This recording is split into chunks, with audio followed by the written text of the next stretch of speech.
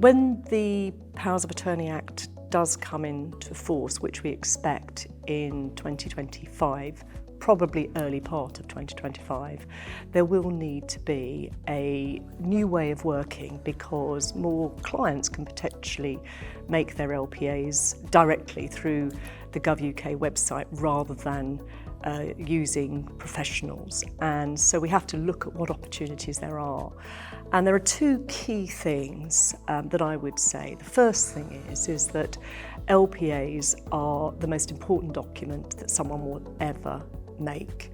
The consequences of making a bad choice is that you could lose all your money, or with the health and welfare power, you could die. So actually giving really good advice and drafting for use, and good drafting leads to good outcomes for the donor. So that's really important. The other thing is that many professionals are able to act as the certificate provider, and there's a much greater risk of an LPA not being valid if they used a knowledge-based certificate provider, someone that they've known for 2 years. And so getting your skill set up so that you're able to do the assessment, form the opinion that is so robust that it's unlikely that it's ever going to be challenged, and that will add huge amounts of value to the professional process and what they have to offer.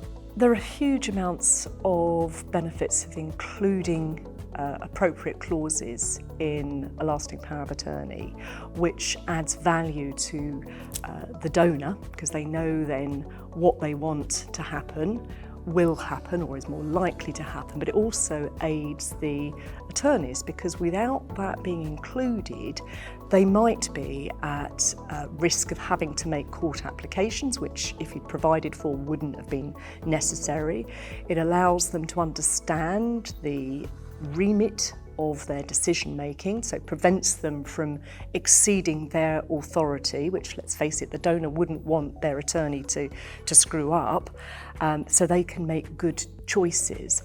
And it helps the attorney be able to make decisions by the donor expressing what their wishes are, what their feelings are, particularly in relation to life-sustaining treatment, because we know from research that donors will generally not talk about end-of-life care, what they actually want, until that time. And yet, when research is being done on patients who are at the end of life, they're very often saying, I don't want to continue to have treatment. Whereas you ask the relatives of that patient and they're more likely to say, I want my parent to have treatment. And so there's a big mismatch between what a patient wants and what the family want.